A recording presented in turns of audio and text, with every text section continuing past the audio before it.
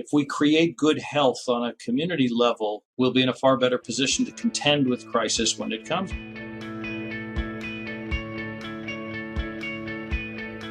Welcome, everyone. I am so excited to be here today with Doron Krakow. Doron, welcome to What the Fundraising.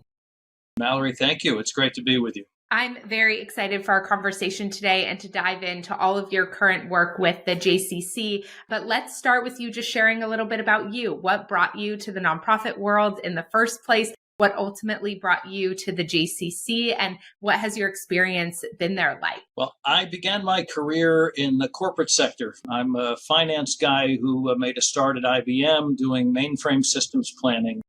So I'm almost as far away from the career path I thought I'd be on as one can get. I took a one-year leave of absence relatively early in my corporate career to be part of the youth movement that I grew up in. They were looking for an interim executive. It was a short-term gig. And my executive at IBM offered me the chance to take a one-year leave, and he'd hold the job for me. That was 20-something years ago already. So I found myself doing work that struck me as being much more meaningful and provided me with an opportunity to sort of have an impact on much more significant things than I thought I was having as a relatively recent MBA graduate at a gigantic corporation. So it was a journey that I didn't anticipate, but one that has taken me in the ensuing years from the youth movement world to the Jewish Federation world, where I spent a number of years heading the department of an organization responsible for overseeing the distribution of about $400 million of Jewish communal funding every year in support of Jewish community needs in Israel and around the world. I did a stint as the representative of one of Israel's major universities here in the United States for 10 years, which was principally driven by raising money and profile for the university across the 50 states. And then 6 years ago, I had an opportunity to come to my role here at JCC Association of North America, which is something very different than anything I had done before, but that has allowed me to draw on the most significant experiences I've had in several of the prior stops in order to try to achieve things here that had been previously considered unachievable. Wow, what an incredible career you've had. It's amazing hearing about what brought you to your current position. And it sounded like to me, so I was active, not super active in the JCC growing up, but certainly did activities there. I was very active in my synagogue and youth group and some of the other youth programming that was happening out here in the JCC or in the East Bay of California through the Federation primarily. And I was really interested to learn that when a few years ago, the JCC underwent a pretty huge transition, which sounds like a transition that a lot of nonprofits or association models are in the midst of perhaps considering, or maybe even in the trenches of. And it sounds like your leadership really stewarded the organization from going from more of a training organization to a fundraising organization. But I might have that wrong. So can you talk to us about what the transition of the organization has been like over the last few years? What did it used to look like? And what does it look like today? Sure, with pleasure. First of all, it's always great to speak to somebody whose life was touched by a JCC. It's true for so many of us in the communities that we grew up in. I grew up in northern New Jersey and have been connected with the same JCC essentially my whole life. And JCC Association is the umbrella organization for 170 JCCs across Canada and the United States. And if it hasn't been said, it shouldn't go without saying that a Jewish community center is a lifelong opportunity for encountering all kinds of activities within a Jewish context, everything from early childhood education to programs for seniors, health and wellness to arts and culture, programs in Israel, formal and informal education. You name it. The community center is the place theoretically where you will find your point of contact. And when I came to JCC Association, it was largely emblematic of what I would call a lot of central agencies for sector-wide organizations, whether in a religious context, congregational movements, or a Jewish Federation context, outside the Jewish community in the YMCA context. The United Way, there's a central agency. Its job is to do things in support of the local agencies. And then there are a myriad of independent and autonomous local agencies who are working on a voluntary basis to be part of something larger than themselves. And a lot of those sectors historically have funded themselves on the basis of some sort of an assigned dues or membership level for each local affiliate. Based on the size of its budget, it would get assigned the amount that it would contribute in support of the central agency's operating budget. And so we were funded, like most of central agencies have been over many years, with some combination of this dues revenue, program income that we brought from activities and initiatives that we ran, whether it was conferences or training programs. We also run the JCC Maccabi Games, which is a continent-wide Jewish Teen Olympics that we do every summer with thousands of kids. And there's an array of other programs that we run. But we were disproportionately dependent on the membership funding that came from local affiliate agencies for many years. And the model was a little tired, and not everybody chose to be affiliated. And that certainly limited our ability to impact them and to help encourage, motivate, and incentivize them to do the things that we collectively believed would strengthen the Jewish communities that they serve with such dedication. What the Jewish community has, and not just the Jewish community, thanks to cultural norms here in the United States, is an extraordinary commitment to philanthropy and to the supporting of charitable causes by individuals and foundations that have significant resources. JCC Association did not traditionally work with those sources of funding. We had another model for how we resourced ourselves. We weren't divorced from those sources of fundings, but the only times we successfully engaged them were when members of our own board also happened to be players in the philanthropic community. So they would frequently be supportive of us as part and parcel of their work, but it was an insider's game. And as a result, again, we were disproportionately dependent on sources of income that were subject to the ebbs and flows of the times, of the economy, of interest and participation.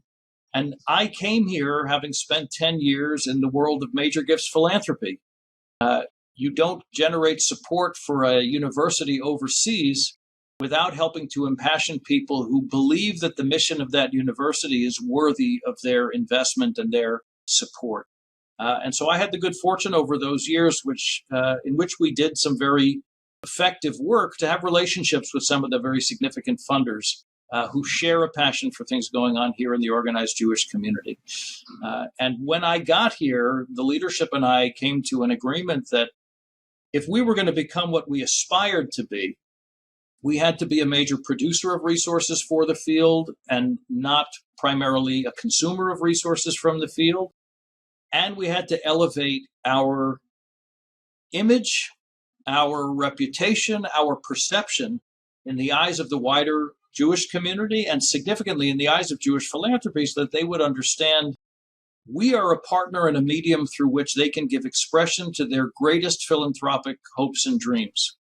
So there were two things that were happening here. Number one, we needed to reinvent our self-perception as a great opportunity for philanthropy and one that's going to be devoted with time, resources, and energy to the pursuit of philanthropic relationships. And number two, Mallory, we're not a new game in town. JCC Association's roots go back to 1917, and that notably was the fourth attempt to create a central agency for what were in those days called YMHAs, Young Men's Hebrew Associations. But we've been in the business of Jewish community centers since the 1850s, and yet we were not on the active consciousness of major philanthropy, and we were not on the active consciousness of the wider Jewish community. So undertaking to reintroduce ourselves to them in a way that they would find compelling and of interest, and then beginning to cultivate and pursue those relationships in the direction of great partnership has been the work that we've undertaken in the last 5-6 years. Okay. I think what you're talking about is so important because I think there are a number of organizations for different reasons set up their relationship with individuals in their community in one way and then get to a point where they really need to shift in certain ways their identity and their relationship with those individuals. And I've watched a lot of organizations over the years who perhaps were funded out of seed funding for 3 years, for example, from a foundation. And so they didn't do any individual fundraising, right? They were fully supported through this foundation. They've built a network, they've built a community. And now all of a sudden they're realizing we need to change how people relate to us. We need to help them understand that we actually are a place for them to invest in a different way and build a different type of relationship with us. And so I want to talk about how you did that, because I can already imagine all of the limiting beliefs that can come up when you start to think about this. So when you first started this undertaking, maybe even start with like, what were some of the concerns that folks had around trying to build new types of relationships with your community members? It's a great question. And what I think is notable is that I had undergone the same, I would call it awakening with regard to the opportunity of JCCs and JCC associations. So, I mentioned earlier that I grew up near a JCC and I went to JCC day camp. I've never been terribly involved at that level. And to the surprise of many, I never worked at a JCC in the course of my entire career, not for a summer, not part-time, and certainly not part of my full-time not-for-profit career. So when the opportunity to be part of the search for this job came up, I declined because my feeling was this is a job that should be done by somebody who's from the field, who should be the champion of their field. But on further reflection and with the encouragement of a good friend to whom I feel a great deal of gratitude, I dug in to find out what it was that makes this place such an extraordinary opportunity. And it changed my mind about what JCCs were about. Because I think I probably would have said JCCs are kind of Jewish light and they are open to the entire community. So they're not uniquely Jewish enterprises. And, they're a nice complementary part, but not a passion project for me. And then I discovered a few things that completely changed my mind. Number one, JCCs welcome 1.5 million people through their doors every week in person. 1.5 million visitors a week. In a Jewish communal context, that's extraordinary and unrivaled. Number two, 1 million of them are Jews.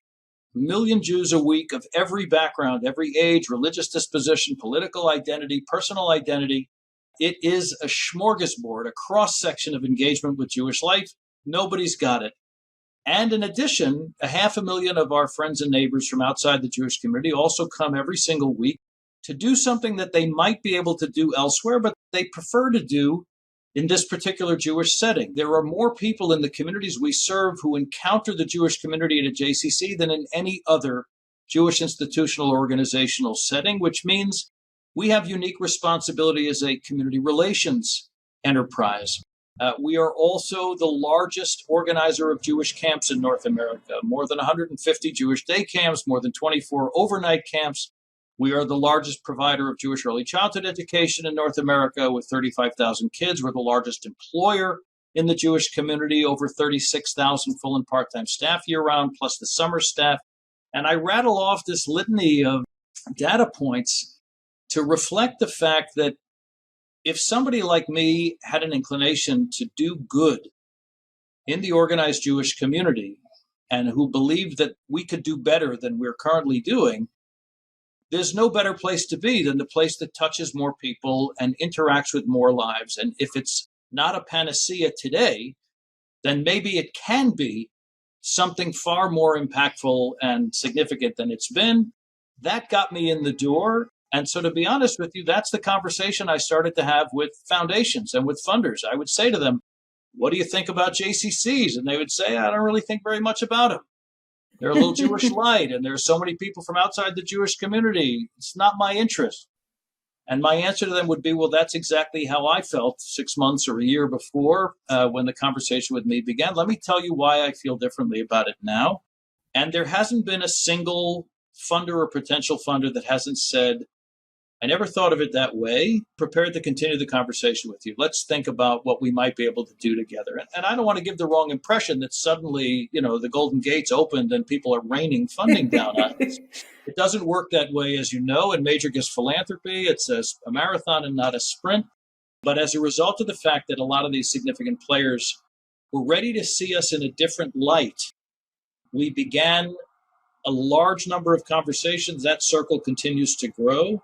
And we have made demonstrable impact, but we've made a demonstrable impact both in the degree to which we are now seen as a beneficiary partner of major funders, and we are producing more money for the field than we are consuming from it. And as a result, we have increasing influence, leverage as a resourcing partner to help JCCs that may want to do things that we would like for them to want to do, but couldn't resource it on their own, and therefore are putting them in a position to be a more impactful entity in the communities that they serve. Okay, I love hearing that journey. I'm curious, one of the things that strikes me about how you talked about the timeline or the time it takes to really build those relationships is that I can imagine that you were under some financial pressure while you were having to show a lot of restraint around not going for the quick wins and really investing time and energy into building these relationships in the right way. And people come to major gift conversations from all over the place, but I know that a lot of executive directors who are struggling are in a place of feeling desperate for resources.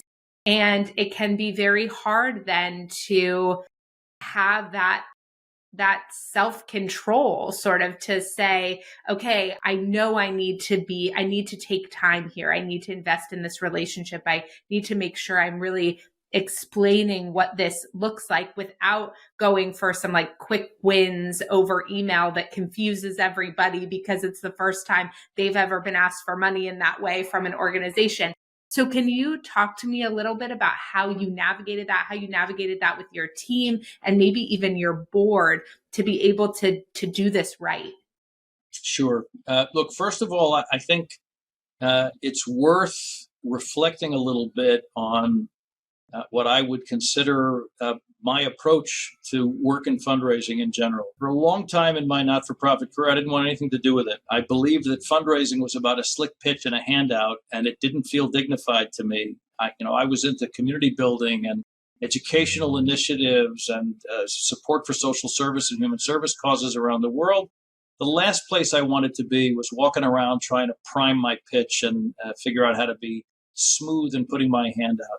And I didn't realize till I took the job working with Ben Gurion University, that actually isn't what it was about at all. And in fact, whether I had known it or not, I had been doing fundraising related work since my first day in the field.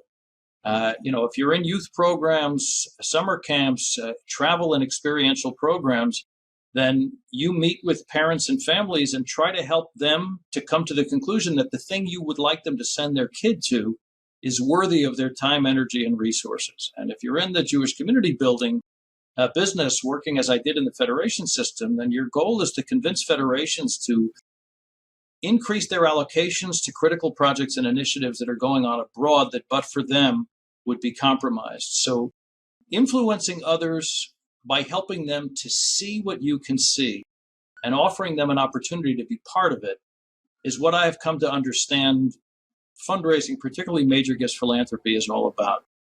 And rather than accede to the notion that fundraising is the not-for-profit alter ego to sales, I actually believe that major gifts philanthropy is the not-for-profit alter ego to high net worth private banking. You're talking about people who have resources and they are determined to put them someplace.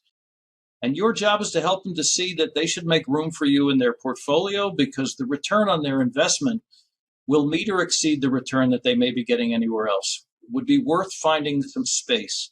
And if they get that satisfaction, they're going to want to do more, right? When wealthy people are looking for a banker, they're looking for a financial return, places that they're going to invest their money.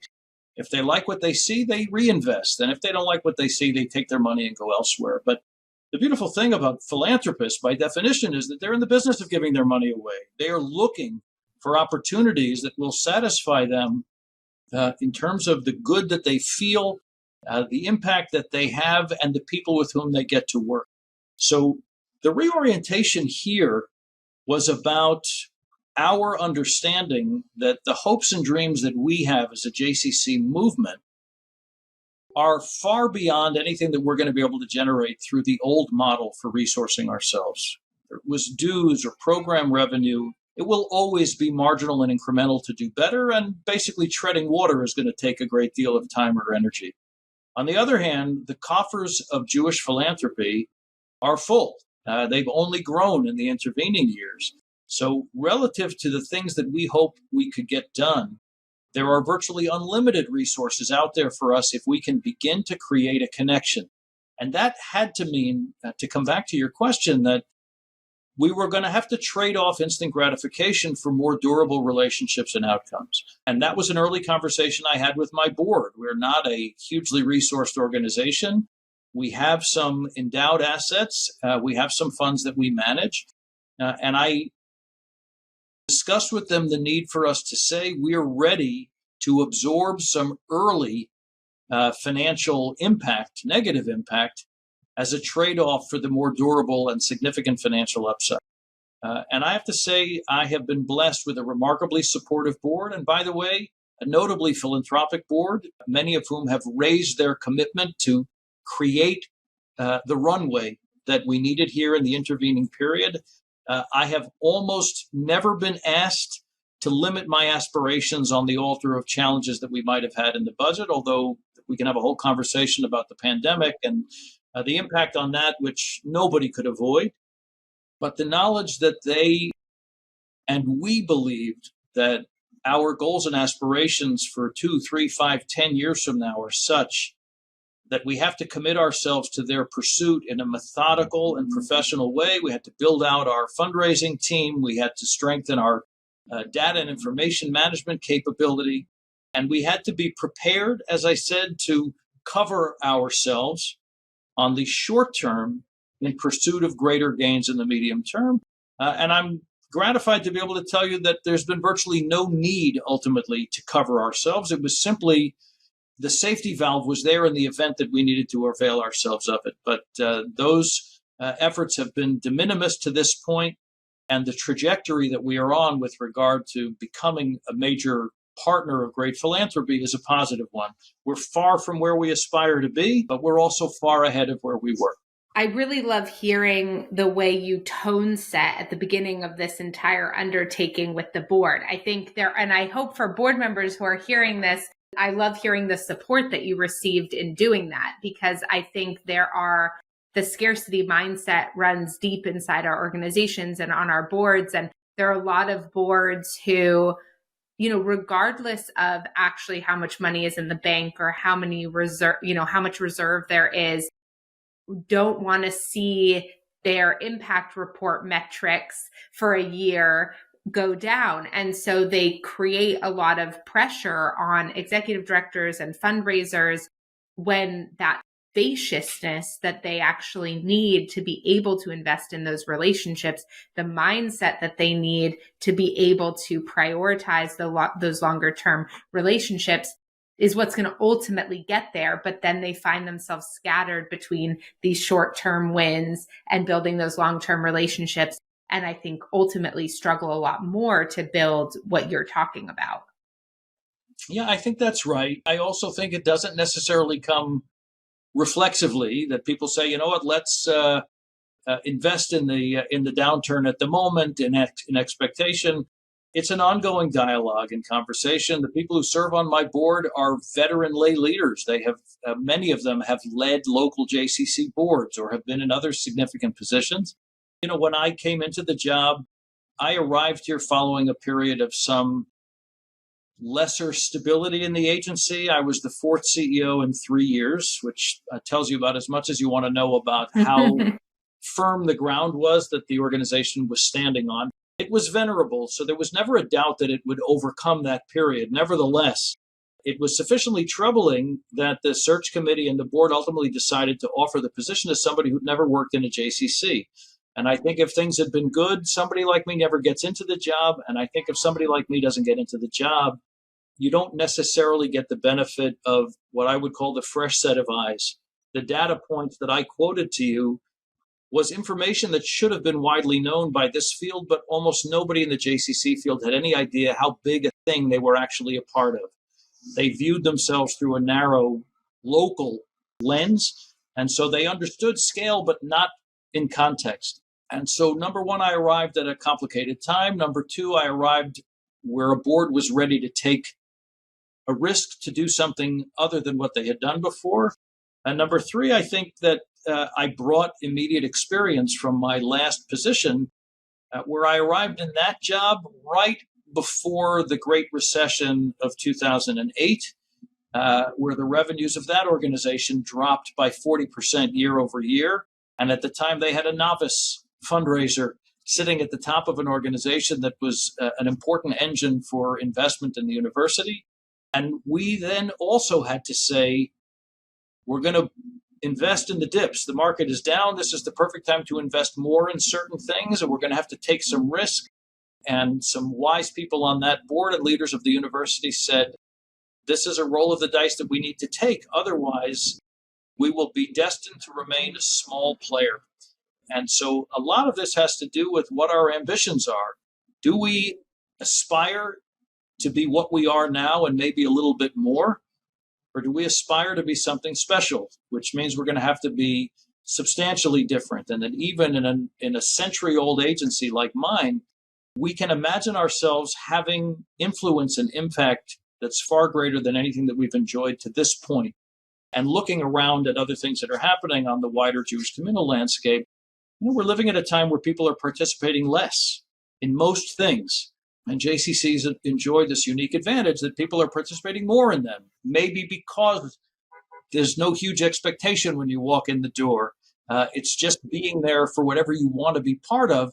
And yet, once you're there, you're enveloped in community. And because JCCs are such diverse programmatic settings, you may come for one thing and suddenly find yourself exposed to 5 other things. And in time and over the course of a life, you can really be involved in a whole life cycle of programs and experiences. If that's going to be really important moving forward, then we have to become a far greater version of ourselves than we've been in the past. And, in my opinion, philanthropists are looking to be part of great things.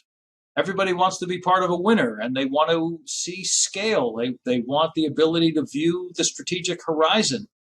And sometimes, even though you may have been hiding in plain sight, when they discover you for the first time, your imagination begins to run.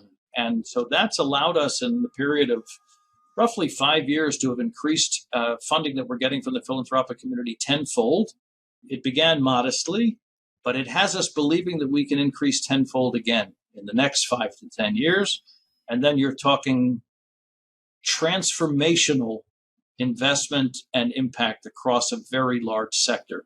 Okay, it sounds to me like something you are incredibly good at is engaging people in vision.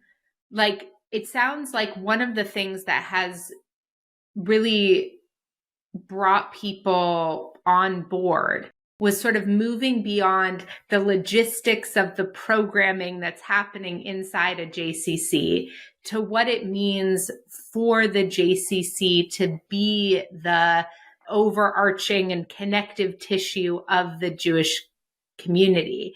And I think what is striking to me about that is I hear a lot from fundraisers, oh, well, we're not ready to raise money for that yet because we don't know for sure how this thing is going to work, right? They feel like they don't know the details and logistics of certain program expansion. And so they feel uncertain around engaging funders in the capacity building that really is necessary even for them to figure out those logistics. And so I'm wondering if you have any advice for folks around, it sounds to me, and maybe I'm wrong, but that you ventured into this without complete clarity around what all of these resources could ultimately do for the JCC, but you had a vision of what it could be, and that was what got you started. Is that right? I think that's reasonably accurate. I would say it doesn't happen if I don't arrive into a board whose leadership has vision, and that there wasn't already some very common ground. One thing that I made clear when I came into the search is, here's who I am. Here are the things that are important to me. Here's the way that I like to work. That has to be what you want for this to be a good match. But if you share a sense about those things and about those possibilities, and we can dream together a bit, then I think we can have the kind of transformational impact that I know drew people to this work and this leadership to begin with. It's not something that people come to casually. That having been said, maybe because I came from outside the field, I believe this field was capable of things that it didn't necessarily see as the natural next step in its own evolution, that it was thinking incrementally. And the fact that I've had lay leadership and board members who were ready to think differently and more broadly, and who not only were receptive, but encouraged those efforts on my part and with the team that we built here. And, I came in inheriting a team that had worked exhaustively to serve a field during a difficult time, but they were weary, and we needed to renew ourselves in a way that would allow us to feel a greater sense of ambition and bring new energy to complement the best of the expertise that we already had in-house. And now I'm very proud to say that I think our professional team is of great quality and competence, our board and lay leadership to be part of. But at the end of the day, the proof has to be in the eating. If you don't demonstrate that you can start to deliver results, then a good talk or a good vision or an agreed upon sense that this is the course that we're going to be on can't last, because ultimately there are financial pressures and there is day to day, and we have obligations. And I alluded earlier to the fact that, in the pandemic, which had challenges for everybody in every sector, Jewish community centers generate 80% of their revenue from the people who walk through the doors. The users of the JCC, the kids in the programs, ticket buyers, tuitions, etc. When the pandemic hit, people stopped walking through the door. And we had no idea how long it might be before they were walking through at the same pace that they used to. And it's easy to forget now that the SBA and payroll protection program loans didn't happen straight away when the pandemic began. And the outpouring of generous philanthropy also didn't happen when the pandemic began. There were some moments of real existential concern about who was going to survive and how. And we look back now with a great deal of pride to say that not only did we manage to endure, I think we came through the pandemic stronger than we went into it as a field. But for a time, everybody had to cut their belts tightly. Our field separated 12,000 employees in the first weeks of the pandemic because we couldn't sustain the cost. And the parallel at JCC Association was that roughly 30% of our staff were furloughed. And so there were some moments where we were unsure about how things were going to go. And then JCCs were the first institutions in the Jewish community to reopen. They provided essential services, childcare of various kinds, and meal programs for shut-in seniors and people with disabilities. We became everybody's favorite partner in the communities that we worked. Funders and day schools and human service and social service agencies and congregations and others whose own buildings were shuttered, but who could access ours because we needed to be open for essential services, and created guidelines that would allow for safe operation. And we had manpower, because even with our diminished numbers, we were far and away the largest employer in the communities. And so we were in a position by working together to say our needs are secondary to the needs of the community. And 3.5 years later, I can tell you that as a result, our profile rose, our recognizability by funders and partners reached new heights. There was some level of self-confidence that I think that emerged in leadership of JCCs and at the continental level, all of which served in certain respects to accelerate the progress that we had begun to make. And even though there were detours and speed bumps and various other things that might have happened differently if we were operating in a non-pandemic environment, we learned a great deal about what it means to row together within and across our sector, and what it means to row together with people who are adjacent, both program partners, but increasingly also funders. And so that path that we were on received a boost more quickly than it might otherwise have received. Wow.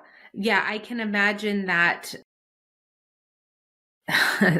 just how much shifting had to take place when sort of all of the frame of the house changed, essentially.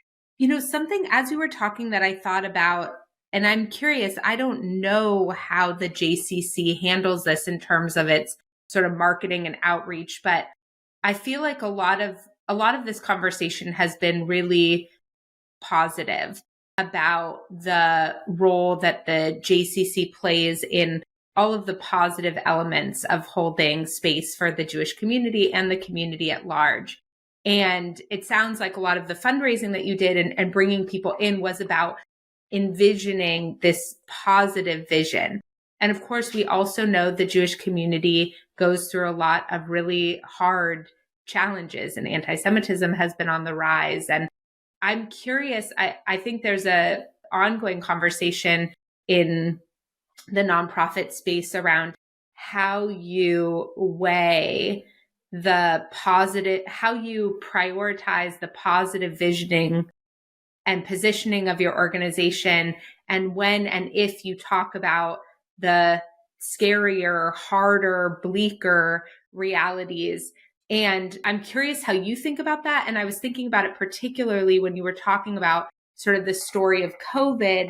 I think there are a lot of organizations that during COVID didn't feel like they were saving lives that were being impacted by COVID and kind of paused their fundraising because they didn't believe that their work was dire. And yet we know that there are so many systemic issues and that it's never just one thing happening that people need support around. And so I feel like you've been navigating this space in the midst of, international pandemic crisis, but also some crises within the Jewish community, and have likely had to balance a lot of urgency with that visioning work. I'm just curious how you think about that. Yeah, look, you're exactly right to say that it is a balancing act at times. And the people that I've worked with, the people that have come to work with me, certainly people in development roles, I always encourage them, as I remind myself, to keep one eye on the work that's sitting right in front of me and one eye on the horizon. Because if you're only worried about the stuff that you're dealing with on a day-to-day basis, it's very hard to see beyond the moment. Of course, it was clear that the pandemic would eventually end and there would be a future for the work of building Jewish community and the work of JCCs. And therefore, we could never stop working on the future, even as we devoted whatever time and energy were required to help our constituents get through the crisis. And my tenure here has been marked by chapters. I arrived in 2017 during a period of bomb threats, which you may remember that in the first part of 2017, there were several hundred threats that were phoned or emailed in to Jewish institutions, most of them JCCs, that required evacuations and all kinds of panic. And thankfully, it turned out to be a disturbed person and not something that represented a real danger. But that was a crisis. And when that passed, we dealt with the massacre at Tree of Life, which is really the preeminent example of this growth of anti-Semitism, this spike of violent anti-Semitism. And as we were assimilating the reality of what that meant, we ran headlong into the pandemic. And the pandemic brought with it social upheaval. Right? The tearing at the fabric of the society of the United States, and not only the United States, but the question of division around identification and point of view and race, and the things that came to the fore were the things over which we are divided. And the work of JCCs is about elevating the things around which we have common. So you walk through the door of a JCC And the things you share with the other people inside the Jewish Community Center are more important than the things over which you might disagree. We became an anchor for the effort to continue to pursue what I would call the greater good for community, Jewish and beyond the Jewish community. And that's as good a response to crisis of any of these kinds as I think you can come up with.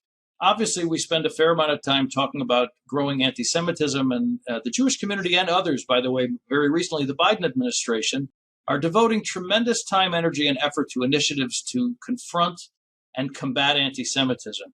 And the Jewish community, by the way, has been doing this for a long time. That's how the Anti-Defamation League was created, and the American Jewish Committee does work, and Jewish Community Relations Councils do work in these things.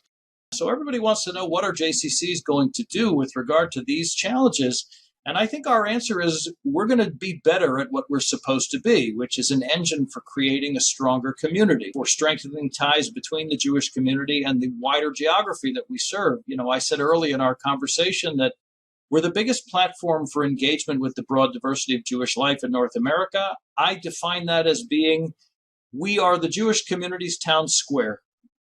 And we're the biggest platform for the engagement of our friends and neighbors from beyond the Jewish community. That's our function as the Jewish community's embassy to the geographies that we serve. And we very proudly bear both of those responsibilities concurrently. I think the answer to your question is, sometimes crisis is a lever for the purposes of strengthening campaign and raising money on the back of a challenge. That has not been the lever that we have pulled. Our efforts have been focused around aspiration, about growing and strengthening community. I think we know enough to know that anti-Semitism can't be defeated. It's thousands of years old, and it bubbles up here and there in all kinds of crazy times from all kinds of different directions. My belief is the best thing we can do to confront it is to be a stronger community. The stronger we are, the more cohesive we are, the more united we are, the more we can confront and withstand whatever happens. And we're pretty good at that. And we live in a society, thankfully, that's free and democratic. And with all the problems that we have recourse here. So to me, it's not about anti-Semitism. It's about the need for a stronger, greater Jewish community and our work in pursuit of that. And when it comes back to the folks with whom we work on philanthropic partnership, I believe most of their philanthropic investment in us is aspirational in the same way that we aspire to something greater.